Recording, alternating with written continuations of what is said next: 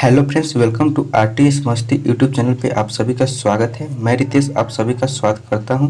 आज है 7 अगस्त 2021 और 7 अगस्त 2021 से जितने भी इम्पोर्टेंट करेंट अफेयर्स बने हैं उन सभी का डिस्कशन करेंगे इस वीडियो में, साथ में उसका फैक्ट भी करेंगे। दोस्तों लास्ट में 10 स्टैटिक जीके भी करेंगे। तो दोस्तों चैनल पर नए हैं तो चैनल को सब्सक्राइब करके बेल बटन दबा दें। दोस्तों इस चैनल पर करेंट अफेयर्स का टॉपिक वाइज वीडियो भी डाला हुआ है, आप देख सकते हैं और आगे डाला भी जाएगा। तो दोस्तों चलिए करते हैं स्टार्ट। पहला क्वेश्चन है, भूकंप अलर्ट ऐप लॉन्च करने वाला देश का पहला राज्य कौन बना है? तो यह भूकंप अलर्ट ऐप लॉन्च करने वाला देश का पहला राज्य यह उत्तराखंड बना है। इसका राइट आंसर होगा ऑप्शन नंबर बी, उत्तराखंड। भूकंप अलर्ट ऐप के माध्यम से भूकंप से पहले ही उसके आने की चेतावनी मिल जाएगी। उत्तराखंड यह ऐप बनाने वाला पहला राज्य है। इसने जन सुरक्षा में मदद मिलेगी। इस ऐप के माध्यम से भूकंप के दौरान लोगों की लोकेशन भी प्राप्त की जा सकती है। भूकंप अलर्ट के माध्यम से भूकंप से क्षतिग्रस्त संरचनाओं में फंसे होने पर भी सूचना दी जा सकती है। इस ऐप के माध्यम से लोगों को भूकंप की पूर्व चेतावनी मिल सकेगी।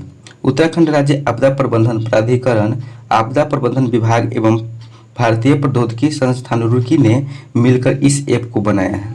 तो अब बात आया है उत्तराखंड के बारे में। तब उत्तराखंड के बारे में इंपॉर्टेंट इसका फैक्ट देख लेते हैं। उत्तराखंड की स्थापना 9 नवंबर 2000 ईस्वी को हुआ था। उत्तराखंड की राजधानी देहरादून, दूसरी गैरसैंण है।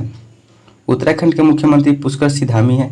उत्तराखंड के गवर्नर बेबी रानी मौर्य है। उत्तराखंड के मुख्य न्यायाधीश राघवेंद्र सिंह चौहान है। उत्तराखंड के 2 पड़ोसी राज्य है, हिमाचल प्रदेश और उत्तर प्रदेश।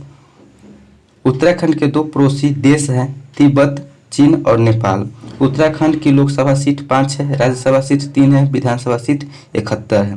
उत्तराखंड की प्रमुख झीलें हैं नैनीताल झील, डोडीताल झील, भीमताल झील, सतताल झील, राकसताल झील, मालाताल झील, देवताल झील, खुरापाताल झील, झिलमिलताल झील, दुरोन सागर झील, गिरिताल झील, श्यामालाताल झील, रूपकुंड झील, सत्ता झील, नौकुचियाल झील, गौरीकुंड झील, नंदीकुंड झील, सुरपाताल झील, यह सभी उत्तराखंड की प्रमुख झीलें हैं। उत्तराखंड के जिम कार्बेट यानी हेली नेशनल पार्क भारत का सबसे पुराना राष्ट्रीय उद्यान है, जिसकी स्थापना 1936 में हुई थी। यह भी उत्तराखंड में स्थित है। नंदा देवी राष्ट्रीय उद्यान, गंगोत्री राष्ट्रीय उद्यान, फूलों की घाटी राष्ट्रीय उद्यान, राजाजी राष्ट्रीय उद्यान, गोविंद पशु विहार राष्ट्रीय उद्यान, यह सभी उत्तराखंड के प्रमुख नेशनल पार्क हैं। भारत का सबसे ऊंचा बांध टिहरी बांध है, जो भागीरथी नदी पर स्थित है। यह भी उत्तराखंड में है। उत्तराखंड में स्थित गंगोत्री, यहाँ से गंगा नदी निकलती है। यमुनोत्री, यहाँ से यमुना नदी निकलती है। नंदा देवी पर्वत, यह भी उत्तराखंड में स्थित है। चिपको आंदोलन, जो कि पेड़ों को काटने से बचाने के लिए किया गया आंदोलन था, यह भी उत्तराखंड राज्य में हुआ था। अगला क्वेश्चन है, रवि कुमार दहिया ने टोक्यो ओलंपिक 2020 में कौन सा पदक जीता है? तो यह रजत पदक जीता है। इसका राइट आंसर होगा ऑप्शन नंबर ए, रजत पदक। भारतीय पहलवान रवि कुमार दहिया ने पुरुषों के 57 किग्रा फ्री स्टाइल वर्ग के फाइनल में रूसी ओलंपिक समिति के जिउर युगेव को हराकर रजत पदक जीता है। यह टोक्यो ओलंपिक में भारत का 5वां पदक है। अन्य 4 मेडल है। टोक्यो ओलंपिक 2020 में पहला पदक मीराबाई चानू ने सिल्वर मेडल जीता, दूसरा पीवी सिंधु ने कांस्य पदक जीता और तीसरा लवलिन बोरगोहेन ने कांस्य पदक जीता। भारतीय पुरुष हॉकी टीम ने टोक्यो ओलंपिक 2020 में कांस्य पदक अपने नाम किया। अगला क्वेश्चन है, भारतीय जनजातीय सहकारी विपणन विकास परिसंघ यानी TRIFED ने 6 अगस्त 2021 को कौन सा स्थापना दिवस मनाया है? तो यह 34वां स्थापना दिवस मनाया। इसका राइट आंसर होगा ऑप्शन नंबर बी, 34वां। भारतीय जनजातीय सहकारी विपणन विकास परिसंघ की स्थापना वर्ष 1987 में हुई थी। यह राष्ट्रीय स्तर का एक शीर्ष संगठन है, जो जनजातीय कार्य मंत्रालय के प्रशासनीय नियंत्रण के अधीन कार्य करता है। ट्राइफेड का प्रमुख उद्देश्य जनजातीय उत्पादों जैसे धातु कला, जनजातीय टेक्सटाइल, कुम्हारी, जनजातीय पेंटिंग, जिन पर जनजातीय लोगों की अपनी आय के एक बड़े भाग हेतु बहुत अधिक निर्भर है। विपणन विकास द्वारा देश में जनजातीय लोगों का सामाजिक आर्थिक विकास रचना है। अब देख लेते हैं कि TRIFED क्या है। TRIFED का फुल फॉर्म है tribunal cooperative marketing federation of India, जिसे हिंदी में कहा जाए तो भारतीय जनजातीय सहकारी विपणन विकास परिसंघ है। इसकी स्थापना 1987 में हुई थी और इसका मुख्यालय नई दिल्ली है और इसका अध्यक्ष रमेश चंद्र मीना है। अगला क्वेश्चन है, राजीव गांधी खेल रत्न पुरस्कार का नया नाम किसके नाम पर रखा गया है? तो ये नया नाम ये मेजर ध्यानचंद के नाम पर रखा गया है। इसका राइट आंसर होगा option number B, major Dhyan Chand. केंद्र सरकार ने खेल रत्न पुरस्कार का नाम बदल दिया है। अब इसे मेजर ध्यानचंद खेल रत्न पुरस्कार के नाम से जाना जाएगा। इससे पहले यह अवार्ड पूर्व प्रधानमंत्री राजीव गांधी के नाम हुआ करता था। अब देख लेते हैं कि टॉप 5 बदले गए नाम। इंडियन ब्रॉडकास्टिंग फाउंडेशन का नाम बदलकर क्या कर दिया गया है? तो ये Indian broadcasting and digital foundation कर दिया गया है। मोहाली अंतर्राष्ट्रीय हॉकी स्टेडियम का नाम बदलकर क्या रखा गया है? तो ये बलबीर सिंह सीनियर रखा गया है। एयरलाइंस कंपनी गो एयर का नाम बदलकर क्या रखा गया है? तो गो फर्स्ट रखा गया है। राजस्थान के मीयू कावारा रेलवे स्टेशन का नाम बदलकर क्या रखा गया है? तो यह महेश नगर रखा गया है। भारत की संसद ने 2 टीवी चैनलों लोकसभा टीवी और राज्यसभा टीवी को एक एकीकृत चैनल में विलय कर दिया है। इस चैनल का क्या नाम है? तो यह संसद टीवी है। अगला क्वेश्चन है, भारतीय प्राणी सर्वेक्षण की पहली महिला निर्देशक कौन बनी है? तो यह बनी है धृति बनर्जी बनी है। इसका राइट आंसर होगा ऑप्शन नंबर सी, धृति बनर्जी। भारतीय प्राणी सर्वेक्षण विभाग पर्यावरण और वन मंत्रालय का एक अधीनस्थ संगठन है। इसकी स्थापना 1916 में हुई थी। उस समय इसकी स्थापना का उद्देश्य यह था कि पशु वर्ग संबंधी असाधारण विविधता के घनी भारतीय उपमहाद्वीप के महाप्राणियों के विषय में लोगों को अधिक से अधिक जानकारी उपलब्ध कराई जाए। इसका मुख्यालय कोलकाता में है। अगला क्वेश्चन है, 6 अगस्त 2021 को जापान के हिरोशिमा पर परमाणु हमले के 76 वर्ष हुए हैं। इस हमले में गिराए हुए परमाणु बम का क्या नाम था? तो इसका नाम था लिटिल बॉय था। इसका राइट आंसर होगा option number A, little boy. 6 अगस्त 1945 को अमेरिका ने जापान के हिरोशिमा शहर पर दुनिया का पहला परमाणु बम हमला किया था। इनके 3 दिन 9 अगस्त 1945 बाद जापान के ही नागासाकी शहर पर दूसरा परमाणु बम गिराया गया। दोनों शहर लगभग पूरी तरह तबाह हो गए। 1.5 लाख से अधिक लोगों की पल भर में जान चली गई और जो बच गए वो अपंगता के शिकार हो गए। हिरोशिमा पर गिराए गए परमाणु बम का नाम लिटिल बॉय था और नागासाकी पर शहर पर गिराए गए परमाणु बम का नाम फैटमैन था। अब देख लेते हैं परमाणु बम के बारे में स्ट्रैटेजी के। परमाणु बम किस अभिक्रिया पर आधारित होता है? तो ये नाभिकीय विखंडन पर आधारित होता है। परमाणु बम को किस नाम से जानते हैं? तो न्यूक्लियर चेन रिएक्शन के नाम से जानते हैं। परमाणु बम का आविष्कार किसने किया? तो ये जे रॉबर्ट ओपेनहाइमर ने किया। परमाणु बम में किसका रेडियोधर्मी तत्व का प्रयोग होता है? तो ये यूरेनियम का होता है। नाभिकीय विखंडन अभिक्रिया शुरू करने के लिए यूरेनियम में किसे तीव्र गति से टकराना होता है? तो ये न्यूट्रॉन को होता है।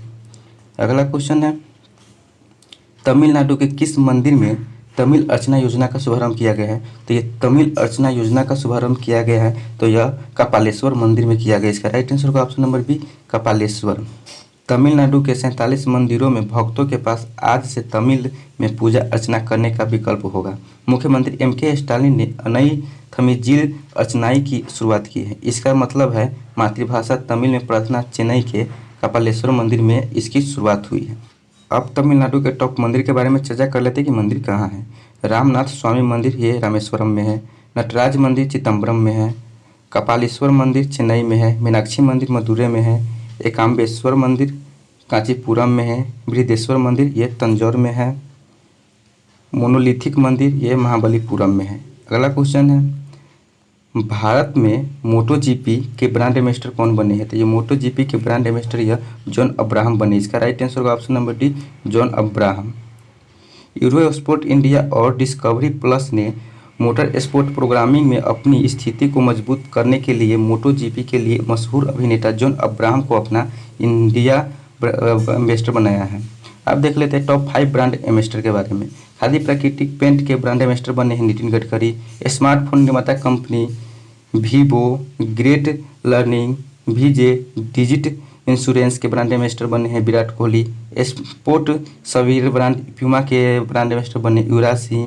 मैकडॉनल्ड्स इंडिया की नई ब्रांड एम्बेसडर बने हैं Rashmika Mandanna. Footwear company Bata India LTD के नए ब्रांड एम्बेसडर बने हैं कार्तिक आर्यन। अगला क्वेश्चन है, Balakot air strike how India avenge Pulwama नामक लॉन्च हुई है। पुस्तक किसने लिखी है? तो यह लिखी है मनन भट्ट ने लिखी। इसका right answer option number C, Manan Bhatt. अगला क्वेश्चन है, सिंधु केंद्रीय विश्वविद्यालय का निर्माण कहाँ किया जाएगा? तो ये सिंधु केंद्रीय विश्वविद्यालय का निर्माण यहाँ लद्दाख में किया जाएगा। इसका राइट आंसर होगा option number B, Ladakh. Ladakh केंद्र शासित प्रदेश बनने के 2 साल पूरे होने के मौके पर नरेंद्र मोदी सरकार ने लद्दाख में केंद्रीय विश्वविद्यालय बनाने के प्रयासों को और तेज कर दिया है। लोकसभा में केंद्रीय विश्वविद्यालय विधेयक 2021 पेश किया गया है, जिसमें संघ राज्य क्षेत्र लद्दाख में एक केंद्रीय विश्वविद्यालय स्थापित करने का प्रावधान किया गया है। लद्दाख में प्रस्तावित केंद्रीय विश्वविद्यालय का नाम सिंधु केंद्रीय विश्वविद्यालय रखने का प्रस्ताव इसमें किया गया है। दोस्तों अब क्विक रिवीजन 1 मिनट में कर लेते हैं। भूकंप अलर्ट ऐप लॉन्च करने वाला देश का पहला राज्य कौन है? तो उत्तराखंड है। रवि कुमार दहिया ने टोक्यो ओलंपिक 2020 में कौन सा पदक जीता है? तो यह रजत पदक जीता है। भारतीय जनजातीय सहकारी विपणन विकास परिसंघ 6 अगस्त 2021 को कौन सा स्थापना दिवस मनाया है? तो 34वां स्थापना दिवस मनाया है। राजीव गांधी खेल रत्न पुरस्कार का नया नाम किसके नाम पर रखा गया है? तो मेजर ध्यानचंद के नाम पर रखा गया है। भारतीय प्राणी सर्वेक्षण की पहली महिला निदेशक कौन बनी है? तो यह धृति बनर्जी बनी है। अगला है, 6 अगस्त 2021 को जापान के हिरोशिमा पर परमाणु हमले के 76 वर्ष हुए हैं। इस हमले में गिराए गए परमाणु बम का क्या नाम था? तो यह लिटिल बॉय था। तमिलनाडु के किस मंदिर में तमिल अर्चना योजना का शुभारंभ हुआ है? तो कपालेश्वर मंदिर में हुआ है। भारत में मोटो जीपी के नए ब्रांड एम्बेसडर कौन बने हैं? तो जॉन अब्राहम बने हैं। Balakot air strike how India avenge Pulwama नामक लॉन्च हुई है। यह पुस्तक किसने लिखी है? तो मन भट्ट ने लिखी है। सिंधु केंद्रीय विश्वविद्यालय का निर्माण कहाँ किया जाएगा? तो ये लद्दाख में किया जाएगा। तो दोस्तों अब ये करेंट अफेयर्स यहाँ पे खत्म होता है। तो अब स्टैटिक जीके कर लेते हैं। स्टैटिक जीके हैं, 1990 में अंतर्राज्यीय परिषद का प्रतिस्थापन किस आयोग की संस्तुति में किया गया था? तो यह सरकारिया आयोग के संस्तुति में किया गया था। संयुक्त राष्ट्र द्वारा अंतर्राष्ट्रीय ग्रामीण महिला दिवस कब मनाया जाता है? तो ये 15 अक्टूबर को मनाया जाता है। हाइड्रोजन बम किसके द्वारा विकसित किया गया था? तो एडवर्ड टेलर के द्वारा विकसित किया गया था। पुलित्जर पुरस्कार प्राप्त करने वाले प्रथम भारतीय कौन है? तो यह गोविंद बिहारी लाल है। 1870 के दशक में बम्बई सचिवालय का डिजाइन किसने तैयार किया? तो यह एच सेंट क्लेयर विल्किंस ने किया। रेडियोधर्मिता की खोज किसने की? तो यह हेनरी बेकरेल ने की। हाइड्रोजन बम का किस सिद्धांत पर कार्य करता है? तो नाभिकीय संलयन अभिक्रिया पर करता है। परमाणु बम किस सिद्धांत पर कार्य करता है? तो नाभिकीय विखंडन पर करता है। भारतीय संविधान में विधि का शासन विचार कहाँ से लिया गया है? तो इंग्लैंड से लिया गया है। भारत के संविधान के 37वें संशोधन का संबंध है पंचायती राज व्यवस्था से। तो दोस्तों आज का वीडियो यहीं पे खत्म होता है, करेंट अफेयर्स एंड स्ट्रेटेजी का। तो दोस्तों ये वीडियो आपको कैसा लगा कमेंट बॉक्स में अपना फीडबैक जरूर दीजिएगा। फिर मिलेंगे अगले वीडियो में, तब तक के लिए जय हिंद, जय भारत, वंदे मातरम।